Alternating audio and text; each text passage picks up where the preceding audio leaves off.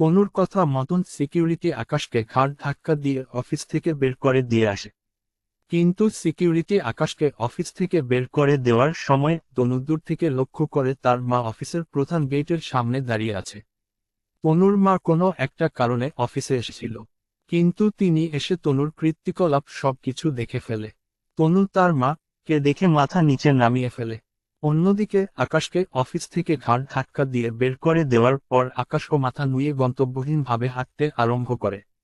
চোখ থেকে পানি টলমল করে পানি পড়ছে আকাশের। সব কিছুই শেষ তার। না আছে চাকুরি, আর না আছে ইজ্জত। দুটোই তনু তার থেকে কেড়ে নিয়েছে। তবে তনু আকাশকে অপমান করে বের করে দিলেও আকাশের জন্য একদিকে সেটা ভালো হয়েছে। কারণ আজ থেকে তাকে আর তনুর কথা শুনতে হবে না। আজ থেকে তনু আর তাকে অপমান করতে পারবে না। চাকুরি করতে এসে 3 বছরের জন্য তনুর কাছে আটকা পড়ে গিয়েছিল আকাশ। সে কখনো চাইলেও নিজ ইচ্ছায় এই চাকুরি ছাড়তে পারত না। কিন্তু তনু আজ নিজেই তাকে মুক্ত করে দিয়েছে। তবে পরিবারের কথা ভেবে প্রচণ্ড হতাশ লাগছে আকাশের। সংসার কি করে সামলাবে সেই চিন্তায় হতাশা এসে ভর করেছে আকাশের উপরে। হতাশাগ্রস্ত হয়ে হাঁটতে হাঁটতে কোনো এক পার্কে গিয়ে বেঞ্চের উপরে বসে চোখের পানি মুছে ভাবতে থাকে কিভাবে কি করবে সে। অন্যদিকে তনুর মা তনুর কৃত্তিকলাপ দেখে পুরোপুরি আশ্চর্য হয়ে যায়। মেয়ের কার্যকলাপ দেখে তিনি কোনোভাবেই বিশ্বাস করতে পারছেন না এটা তারই মেয়ে। ছোট ছোট কদমে হেঁটে অফিসের প্রধান গেট দিয়ে প্রবেশ করে তনুর কাছে যায় তনুর মা। তনু এখনো মাথা নুয়ে রেখেছে। তনুর মা তনুর কাছে গিয়ে তনুকে আগাগোড়া ভালো করে দেখতে থাকে আসলেই কি এটা তার মেয়ে তনু কিনা। কারণ একটু আগের কৃত্তিকলাপ দেখে তনুর মা বেশ অবাক। তনুর মা ওর যেন নিজের মেয়েকেই চিনতে কষ্ট হচ্ছে। সামনে দাঁড়িয়ে থাকা তনু তার মা, ওর তাকানোর ভঙ্গিমা দেখে বুঝতে পারে সবকিছুই তার মা দেখে নিয়েছে। তনু দ্বিধাদ্বন্দ্বে পড়ে যায় এখন সে কি করবে। একটু আগে আকাশকে অফিসের সকল কর্মচারীর সামনে অপমান করে বের করে দিয়ে পৈশাচিক আনন্দ পেয়েছে। কিন্তু এখন হয়তো তার সমস্ত আনন্দ মাটি হয়ে যাবে। সেই সঙ্গে সে অপমানও হতে পারে। কারণ তনুর মা যদি কোনোভাবে সকলের সামনে তনুকে একটু আগের বিষয় নিয়ে জিজ্ঞাসা করে বা তনুর সাথে সেই বিষয় নিয়ে রাগারাগি করে, তাহলে তনুকে লজ্জার মুখে পড়তে হবে। পরিস্থিতি হাতে অনুকূলে চলে যাচ্ছে। সেজন্য তনু পরিস্থিতি সামাল দেওয়ার জন্য নিজের মাকে বলে, মা তুমি হঠাৎ আজ আমার কি মনে করে? আসলে একটা কাজের জন্য বেরিয়েছিলাম, কিন্তু কাজ শেষ করে ফেরার পথে ভাবলাম তোর অফিস থেকে একবার ঘুরে যাই। তাই তোর অফিসে এসেছি। কিন্তু অফিসে আসার পর যা দেখলাম তাতে করে আমার তো আস্থা উঠে গেছে তোর উপর থেকে। মা এই বিষয়টা নিয়ে তোমার সাথে আমি আলাদা জায়গায় কথা বলছি। কিন্তু তুমি প্লিজ এখানে কথাটা উঠিও না। না হয়তো আমার মানসম্মান থাকবে না। তনু তোর মতন আমাকে ভাবিস না। আর তুই একটু আগে আকাশকে সকলের সামনে অপমান করে তার প্রেস্টিজ ধুলোয় মিশিয়ে দিয়েছিস। কিন্তু তাই বলে যে আমি তোকে সকলের সামনে প্রশ্ন করে লজ্জায় ফেলবো বা মানসম্মান নষ্ট করব এমনটা কিন্তু নয়। কারণ তোর মধ্যে বিবেকবুদ্ধি না থাকলেও আমার মধ্যে আছে। আমি তোর কেবিনের ভিতরে যাচ্ছি। আর তুইও কেবিনের ভিতরে আয়। তনুর মা তনুর কেবিনে যায়। তনুও তার মা ওর পিছন পিছন কেবিনে প্রবেশ করে। মা মেয়ে জনে কেবিনে প্রবেশ করার পর তনুর মা তনুকে প্রশ্ন করে, তনু তুই একটু আগে আকাশের সাথে ওইরকম নোংরা কাজটা কেন করলি? শুধুমাত্র কাজ ভুল করায়। মাকে তো সে কাজ ভুল করেছে, তার উপরে সে গতকাল আমার সাথে জোরজবরদস্তি করেছে। তাই তার উপরে প্রতিশোধ নিয়েছি। জোরজবরদস্তি মানে? মা সে গত পরশু আমায় বাসায় খাওয়া দাওয়া করে আসেনি দেখে তাকে আমি গতকাল রেস্টুরেন্টে নিয়ে গিয়েছিলাম খাবার খেতে। তখন আমার সাথে শোভানের দেখা হয়, যাকে আমি ভালোবাসি। কিন্তু আকাশের কেন জানি সোহানকে সহ্য হয়নি। তাই খাওয়া দাওয়া শেষ করে রেস্টুরেন্টে থেকে ফিরে আসবার সময় আকাশ আমার গলা চেপে ধরে ফোর্স করে বলেছে আজকের পর থেকে শোভানের সাথে না মিশতে। আজকের পর শোভানের সাথে আর কখনো কথা না বলতে। আর আমি চাই আর না চাই আমার বাকিটা জীবন নাকি আকাশের সাথেই কাটাতে হবে। তাই আমি তার সাথে আজ এমনটা করেছি। কারণ আমি সোহানকে ভালোবাসি। আমার মনে আকাশকে নিয়ে কিছুই নেই। তাহলে সে আমাকে ফোর্স করে আমার সাথে সারা জীবন থাকার স্বপ্ন দেখে কোন সাহসে? না আমি তাকে ভালোবাসি, না আমার মনে তার জন্য কোনো ফিলিংস আছে। যখন আমি তাকে ভালোবেসেছিলাম তখন সে পাত্তা দেয়নি। আর আজ সে এসেছে আমার সাথে ভালোবাসার নামে ধান্দাবাজি করতে। তনু তার মনে ধান্দাবাজি নাকি আছে সেটা সে আর উপরওয়ালা ভালো জানে। তবে সে যেটা করেছে সেটাতে তো কোনো ভুল দেখতে পাচ্ছি না আমি। কারণ তুই নিজেই তাকে 3 বছরের জন্য বিয়ে করেছিস। সম্পর্কে সে তোর স্বামী হয়। তাহলে তার তো অবশ্যই অধিকার আছে তোর উপরে ফোর্স করার। আর সে তোকে তো খারাপ কিছু নিয়ে ফোর্স করেনি। শুন তনু, সে একটা ছেলে মানুষ। আর তুই তার সম্পর্কে অর্ধাঙ্গিনী। তোকে অন্যের সাথে দেখে তার হয়তো গায়ে লেগেছে, যার কারণে সে এমনটা করেছে। কিন্তু তার জন্য তো তুই তাকে এভাবে অপমান করে অফিস থেকে বের করে দিতে পারিস না। গত 5 বছর আগে আমি তাকে মনের কথা প্রকাশ করায় সে বড়জোর শুধু আমার প্রপোজাল প্রত্যাখ্যান করতে পারত, কিন্তু সে প্রপোজাল প্রত্যাখ্যান করার পাশাপাশি আমায় ওপর মেয়ে অপমান করেছিল। আর আমি এই অকর্মাটাকে বিয়ে করেছি তাকে একটা শিক্ষা দেওয়ার জন্য, তার সাথে সংসার করার জন্য নয়। আর সে নিজেও সেটা ভালো করে জানে। কিন্তু তারপরেও সে আমার উপরে অধিকার ফলায় কি করে? ঠিক আছে, মানলাম সে 5 বছর আগে তোকে ওপর মেয়ে অপমান করেছে। আর তুই সেই জন্য তাকে শিক্ষা বা প্রতিশোধ নিতে বিয়ে করেছিস। এছাড়া এটাও মানলাম সে তোর উপরে অধিকার ফলিয়ে ভুল করেছে। কিন্তু তুই যেটা করেছিস বিশ্বাস কর সেটা তোর মোটেও উচিত হয়নি। তোমার কাছে উচিত মনে না হলেও আমার কাছে উচিত মনে হয়েছে। তনু, তোর খুব অহংকার তাই না এই অফিস আদালত নিয়ে? একটা কথা জানিস তো তনু, অহংকার সৃষ্টিকর্তার গায়ের চাদর। তুই কিন্তু সৃষ্টিকর্তার গায়ের চাদর নিয়ে টান দিয়েছিস। সৃষ্টিকর্তা কিন্তু তোকে ছাড়বে না। আর তার থেকেও বড় কথা, তুই ছেলেটাকে অপমান অপদস্থ করে কাঁদিয়ে অফিস থেকে তাড়িয়ে দিয়েছিস। তোর অফিসের সিকিউরিটি যখন তোর কথা মতন ছেলেটাকে ঘাড় ধাক্কা দিয়ে বের করে দিয়েছে, তখন ছেলেটা আমার চোখের সামনে দিয়ে চোখের পানি ফেলতে ফেলতে গিয়েছে। আমি ছেলেটার কান্নার সাথে সাথে ভিতরের আর্তনাদ দেখতে পেয়েছি। তনু, আমি তোর মা হয়ে বলছি, বিশ্বাস কর ছেলেটার একটা চোখের পানিও যদি এই অফিসের মধ্যে পড়ে, তাহলে অভিশাপে তোর পুরো অফিস ধ্বংস হয়ে যাবে। এখনো সময় আছে, যদি সম্ভব হয় ছেলেটার কাছে ক্ষমা চেয়ে তাকে ফিরিয়ে নিয়ে আয়।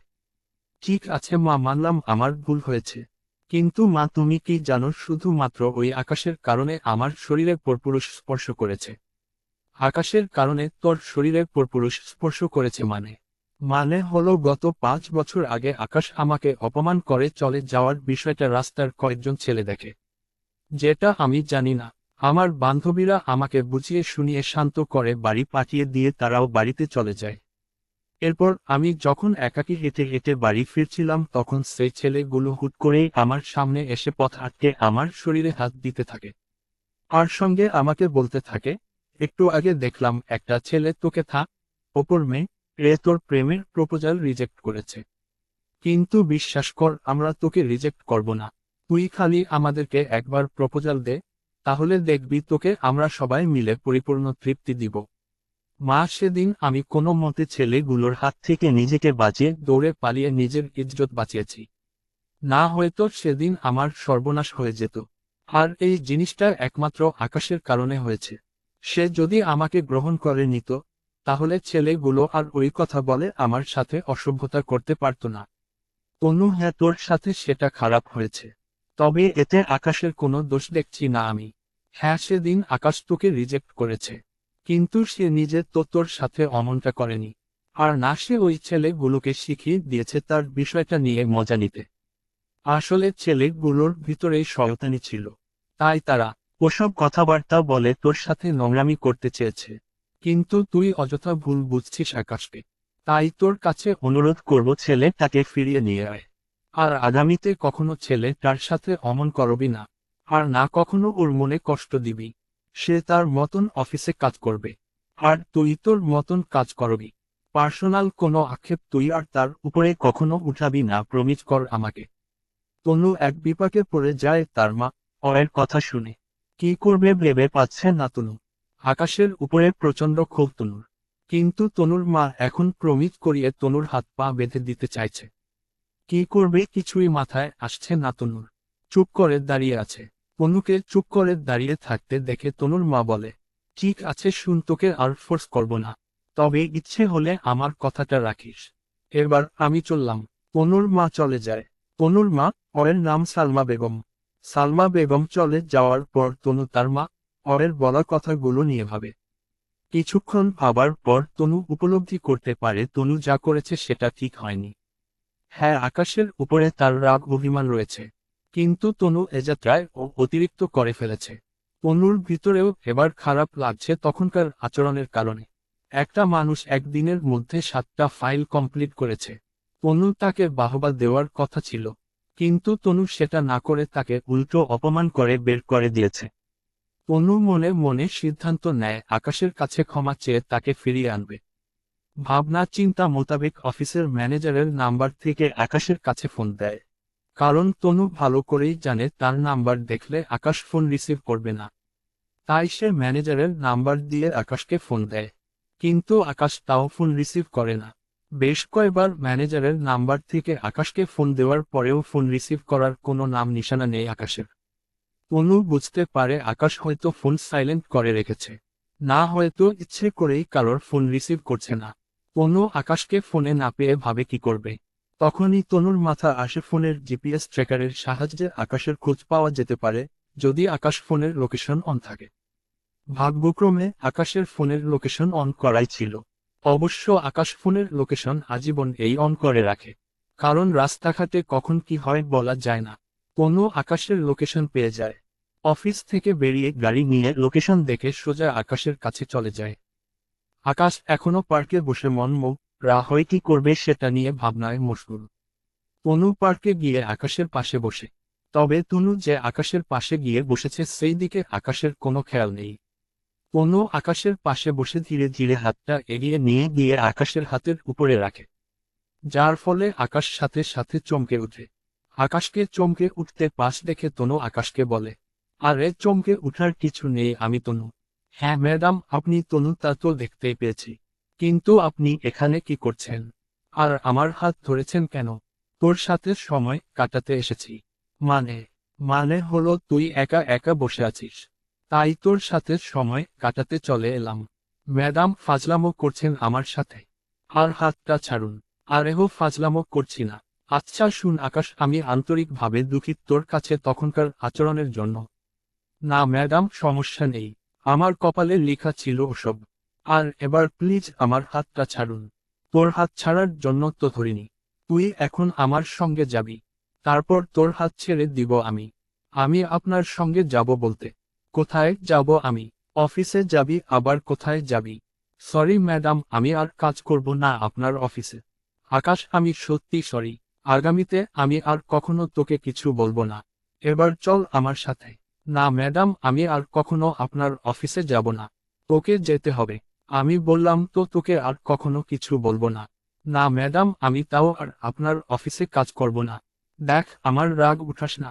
ভুলে যাস না তুই কিন্তু এখনো আমার কাছে জিম্মি। তাই ভালোভাবে চল আমার সাথে। তোকে আর আমি কখনো কিছু বলবো না। না হয় কিন্তু জোর করে নিয়ে যাব বলে দিলাম। তনুর কথা শুনে আকাশ নিজের জেদ কমিয়ে ফেলে, কারণ সে ভালো করেই জানে তনুর কাছে সে এখনো জিম্মি। তাই সে তনুর অফিসে ফিরে যাবে বলে মনে মনে ঠিক করে। তবে সে মনে মনে আরেকটা সিদ্ধান্ত নেয়। এবার সে অফিসে যাবে ঠিক, কিন্তু অফিসের পুরো নকশা সে বদলে বদলে ফেলবে। কারণ যেখানে সিস্টেমের সমস্যা সেখানে মানুষকে নয়, সিস্টেমকে ঠিক করতে হবে। আজ যেই মানুষগুলা তাকে অফিস থেকে বের করে দিতে বলেছে, সেই মানুষগুলাই একটা সময় তাকে ছাড়া কিছু বুঝবে না। এছাড়া তনুকেও সে নিজের আয়ত্তে করে নিবে। কারণ রাজ্যের প্রজাকে নয়, রাজাকে পরাজয় করলে পুরো রাজ্য হাতে চলে আসে। আকাশ এখন সেটাই করবে। এতদিন সে চুপসে ছিল, তবে আর নয়। ধৈর্যের একটা সীমা থাকে, যেটা এবার আকাশের অতিক্রম হয়ে গেছে। কত ধানে কত চাল, আকাশ এবার এটা তনুকে বুঝিয়ে ছাড়বে।